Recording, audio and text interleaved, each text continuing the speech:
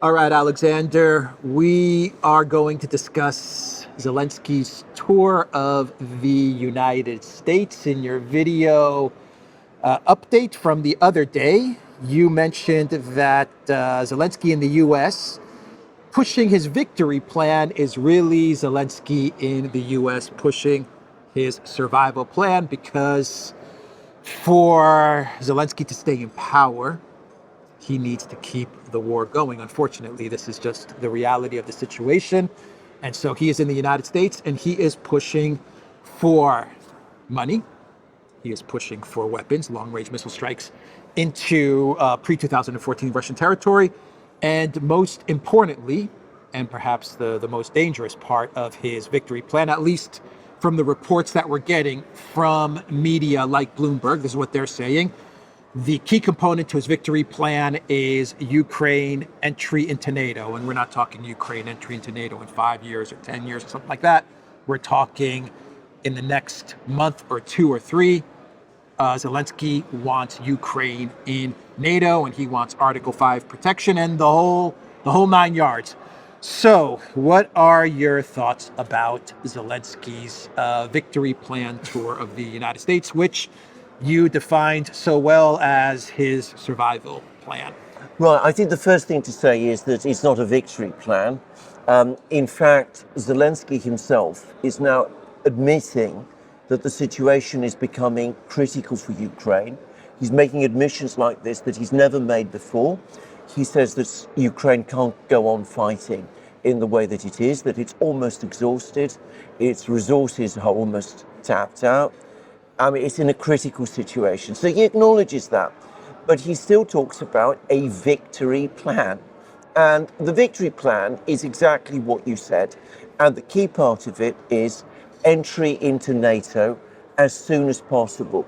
I mean, he's basically hinting by the end of the year, and he's giving the impression that if Ukraine enters NATO by the end of the year, that will somehow in itself be enough to bring the war to a stop.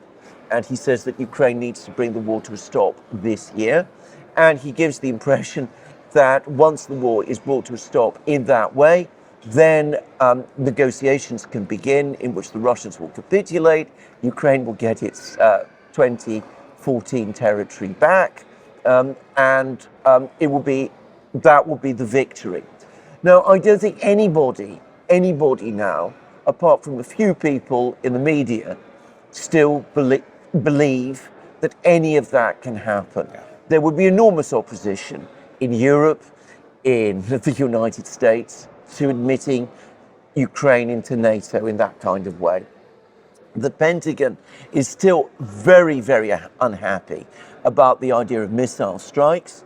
They're still putting out stories that missile strikes are not going to change the military situation at all. Well, they're not. They're not. They're not. not. That's exactly one truth coming out of the Pentagon, at least, is they're not. Yeah. Exactly. Yeah. So what Zelensky is doing, and it's been effectively admitted in places like the FT, the Financial Times, but it isn't just that. What you can see that he's trying to do is he's going to America, he's talking to all of these political leaders there, to Biden, to Kamala, to Trump as well, to all the usual people. He's going to Scranton and looking at where they produce 155 millimeter shells and all of signing missiles, and doing all that kind of thing.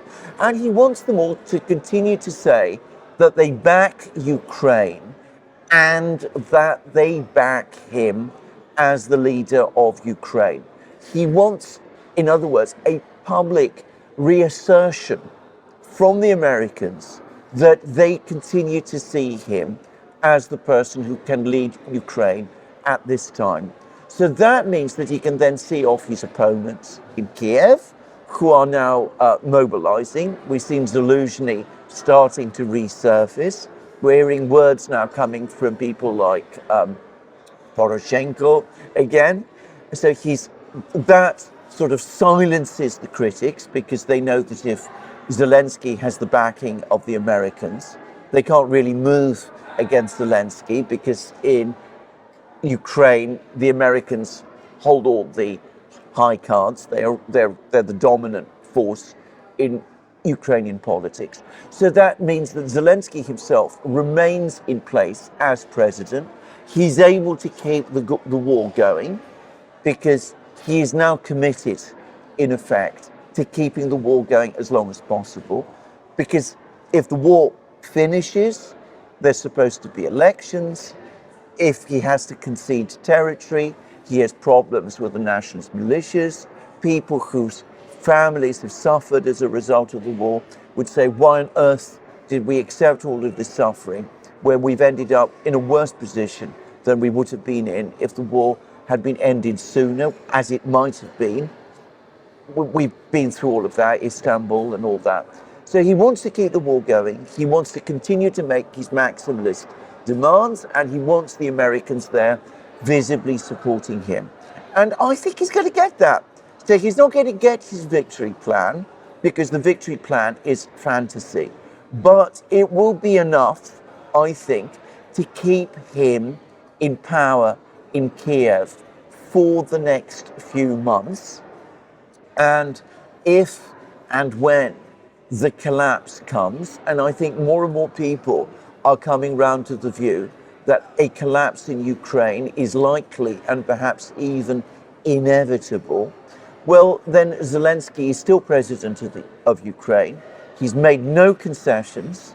He can move to the West if that's what the situation needs. He can still lead what he will call Ukraine's government. The West will continue to recognize it, and the money will continue to flow. Government in exile money. Exactly. Ooh, that's going to be good. So I think this is the plan. I think this is the actual plan. Yeah, government in exile funding. Yeah. It makes sense, actually, what he's doing now that I think about it. He's not going to get the NATO. No.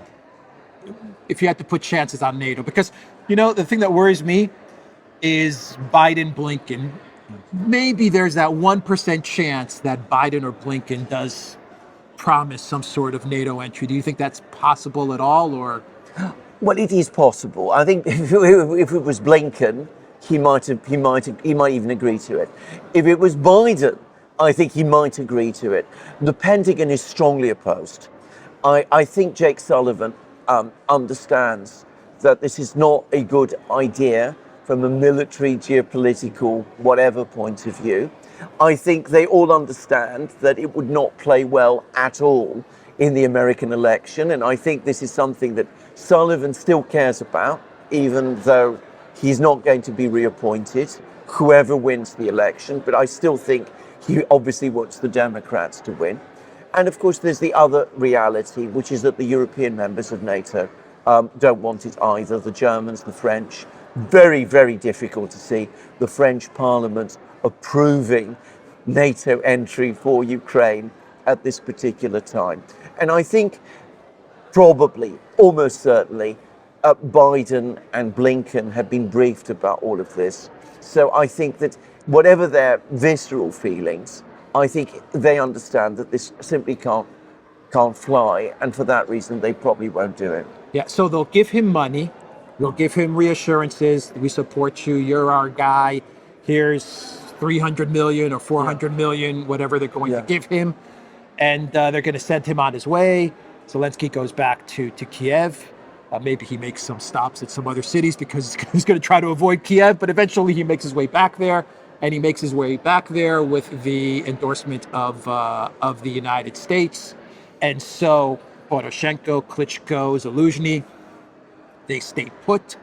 Maybe he purges Budanov, who's an opponent, or at least for Yermak. Yeah. Budanov is an opponent of Yermak, so maybe he does another round of purges, because there are rumors that Budanov and Umerov, the defense minister, may go. So maybe they do another round of purges, but Zelensky stays put for a couple of months. If there's a collapse, he becomes the government in exile with all the perks of being a government in exile. And this actually lines up with Sullivan's goal, which is to get Ukraine over the November election hump, get them over that, and get them surviving at least until, say, inauguration, January, February. So Sullivan gets that goal out of the way. It doesn't collapse on my watch. Blinken can say the same. Biden can say the same. My legacy is not tarnished by a Ukraine collapse.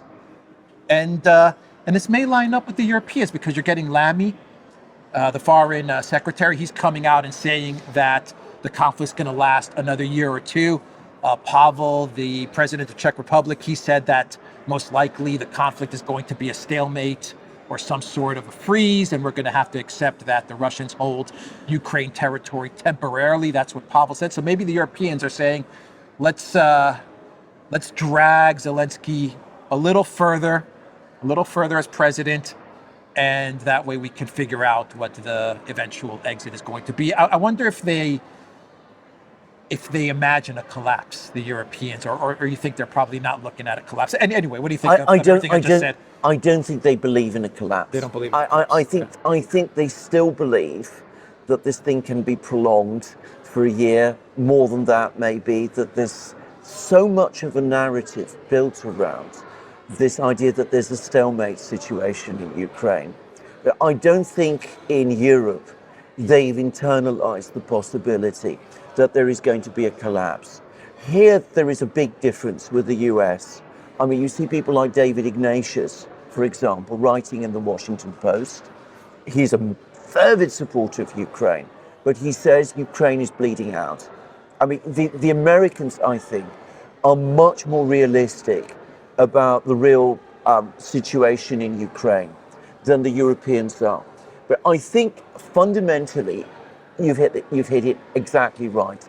The Europeans and the Americans, what Zelensky's trying to do actually suits them. Yeah. Because Zelensky if he remains president, that holds everything together until November and probably January.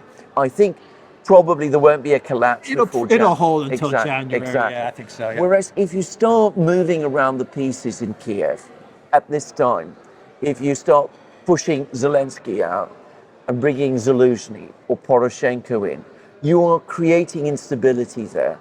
And that could actually bring the collapse forward faster than might be the case if you just left Zelensky in place. So the Americans absolutely do not want to collapse this year. They do not want to collapse before November. I don't think most people think there will be a collapse before November. So they want things to remain stable in Kiev. They want things to remain as stable as they can be on the front lines. I mean, everybody knows that sooner or later Pokrovsk and Chasiv Yar and Donetsk are going to fall. Maybe they will fall before November. But we're not going to see a complete military collapse before November. They want everything to remain, in other words, in this very unstable but nonetheless equilibrium situation at the moment, so that Ukraine doesn't become a big political issue. And that is achieved by leaving Zelensky where he is. The Russians are focusing on the war. I'm listening to everything you're saying, and my conclusion is that the Russians are focusing on the war. I mean, they're looking at all this intrigue, but for them, this is, at the end of the day, this is intrigue. It's not going to affect their timetable, or at least I assume they're not working on this intrigue timetable. They don't care. November, elections, January inauguration. I think for the Russian government, it's whatever. They're saying whatever. Our goal is demilitarization. Yes. And to win the conflict.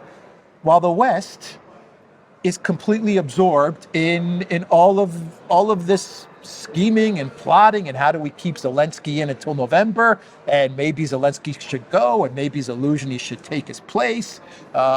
Maybe we should let them into NATO. If you're Sullivan, I want to if you're Blinken, you're saying I want to escalate. If you're Sullivan, you're saying we're not going to escalate, but we got to keep Zelensky in place a little bit longer because we don't want him to collapse while we're in the positions that we're in. So it's just two different ways that they're going about this conflict. I mean, the Russians are focused on the conflict, and the West is at the point where they're just trying to figure out, how do we keep this thing going? You're absolutely right. Yeah. The Russians at the moment, where Ukraine is concerned, for them now it has become a purely military issue. At some point, they're going to have to start thinking about this politically. But for the moment, their focus is on the war, on winning the war, and in fighting. And to the extent that they discuss Ukraine internally, to the extent that Putin has to think about Ukraine, he's thinking about military decisions. The Russians obviously have a lot of other things to think about too. They got the BRICS summit coming up in Kazan. They've got their own economic and social issues to look at. But in terms of Ukraine, it is fighting that is their focus. The Americans, the British, the Ukrainians themselves, the political leadership there, are focused on all of the intrigues, the plots, the decisions about how to hold things together in Kiev. Those of us with long memories or an interest in history will find that it was exactly the same in the 1960s during the war in Vietnam. The North Vietnamese overwhelmingly focused on the fighting, looking at pushing forward, having, to the extent that they had to discuss or think about diplomacy, it was about keeping their allies, and the Soviets and the Chinese, on side, and having to sometimes weave and maneuver around that and talk about negotiations, which they didn't really believe in, but focus principally on the fighting itself. The Americans, by contrast, constantly trying to find some kind of formula to try to keep the situation in Saigon itself stable, because that was most important for domestic American politics. And it is exactly the same with Ukraine, Russia, and Kiev today. Do you think something's going to change with Putin, his administration, how they're going about the war after BRICS? Kazan on the 23rd or 23rd, 24th of October. Do you think something's going to change in the way they're dealing with Ukraine after the BRICS summit? Because the BRICS summit is a huge deal for Russia and for Putin. Yes. And perhaps after the summit, he'll be able to maybe think about post-conflict Ukraine, maybe? I don't know. What are your thoughts? That is exactly right. At the moment, the Russians don't want to talk about post-conflict Ukraine and any plans they have there, because inevitably that involves elements of regime change. And they know perfectly well that some of their allies, India and Brazil, are very, very nervous about going down that route. So they want the Indians and the Brazilians signing to all of the agreements in Kazan about, setting up monetary systems and trade systems and all of those things. And then once all that is done and that basically is locked in, then the Russians can start thinking about long-term political plans about Ukraine. They really don't want to talk about that now. Yeah, makes sense. Real quick, the situation on the front lines, real quick, because you get into the detail of it in your videos. But for everyone watching videos on your channel, for everyone watching this video, the situation, just give us a brief overview of the situation in, let's say, 3 places.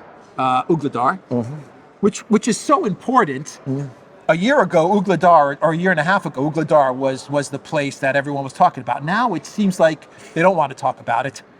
Very important what's going on in Ugledar, Bakrovsk, and Kursk. So just give us a brief overview of what's going on there. Basically, all across every part of the front lines, in every area of the line of contact, the Russians are advancing and the Ukrainians are cracking. In Ugledar, there's talk that the town might be abandoned by the Ukrainians within the next couple of days, because the Russians effectively have cut all the supply roads and the garrison there looks like it's surrounded. Okay. So in fact, the Ukrainians, in my opinion, have delayed too long. They should have withdrawn their troops from Ugledar weeks ago. They're going to suffer heavy losses withdrawing from it, but everybody thinks that that is what they're going to have to do. Did they stay in there because Zelensky told Syrskyi, not while I'm in the U.S.? Exactly. Sorry, that is exactly correct. Okay. In fact, there were reports that Zelensky, in fact, gave specific direct orders to Syrskyi, no withdrawals anywhere whilst I'm in the US. And that has been a disaster for the Ukrainian army, by the way. They've suffered horrible losses as a result. Pokrovsk is the same story. The Russians are clearing up. They're capturing village after important village. Some of these places are important because they're part of the chessboard that you have to get the squares before you take out the big piece, which is Pokrovsk. They're now shelling Pokrovsk itself. They've cut off Pokrovsk from resupply through shelling and bombing and all of that. And it's the same playing out in Toretsk and Chasiv Yar and in Kursk. Unequivocally now, everybody accepts that in Kursk it's the Russians who have the initiative, who are advancing, and the Ukrainians, who are at very, very real risk now of being completely encircled and cut off in Kursk, cut off from resupply in Kursk. So we are seeing a whole series of disasters play out in individual battles right across the front line. What makes discussing the war much more challenging now than it used to be was that in 2022, 2023, you could talk about one battle at a time. Bakhmut, Yes. the southern Avdiivka. offensive, Avdiivka. Yeah. Now we're having multiple battles happening right across the front lines. And the key thing is the Russians are winning every one of them. Just a final observation for Zelensky right now in the U.S. I would say the most important battle is Kursk. Yeah. Even though it's not the most important battle from a military point of view, for a PR optics point of view, because they've invested so much in the Kursk invasion and the successful Kursk incursion that has knocked Russia off balance. From an info war perspective, that's the most important part of the conflict for Zelensky while he's in the U.S. right now. And isn't it interesting how the collective West media, when reporting on Kursk, at least is my observation, the big media channels, they don't really get into the details of what's happening in Kursk. They just say the Kursk incursion, which was an invasion of Russia and a successful tactical victory operation. They don't get into any of the details. They don't get into the weeds of what's going on in Kursk. They just leave it there, which means that they don't want to get into the details of Kursk, at least not over the next 2 weeks, let's say, while everything is happening in the United States and in New York. That is exactly right. In operational terms, Kursk is the least important part of the battlefront because they're fighting over inconsequential places. Pokrovsk, Ugledar, Toretsk, Chasiv Yar, these are places that matter. If Ukraine loses them, it risks losing the whole war. What goes on in Kursk is far less important than that. But in presentational terms, which are the ones that Zelensky cares about, it's the most important place because that's where he's fighting on Russian territory. The story has been built up. There's this tremendous Ukrainian tactical success. And of course, the media in the United States, in Europe, doesn't exactly, as you said, really want to get into the weeds and talk about what is really going on there because they don't want to admit that this whole thing, far from being a great tactical success, is turning into a disaster. Well, it makes a great headline for the Western media, doesn't it? Exactly. Ukraine has invaded Russia. Correct. And now they're holding a part of Russian territory and they're going to use it as leverage over Russia in future negotiations. And it proves that Putin is weak, and it proves that Russia is weak because they can be invaded by Ukraine. That is the narrative. That's exactly right. So that gives sounds good. That gives the impression that things are much more evenly balanced in the war than in fact they are. They're exactly. Not. They're not. Okay. All right. We will end it there. TheDuran.locals.com. We are on Rumble, Odyssey, BitChute, Telegram, Rockfin, and Twitter X. And go to the Duran shop, pick up some merch, like the polo that Alexander is wearing with the patch of the UK, the Union Jack, right? Absolutely. Yeah, the UK Union Jack. And I've got a t-shirt with the Greek patch on the sleeve. You will find a link to our shop in the description box down below. Take care.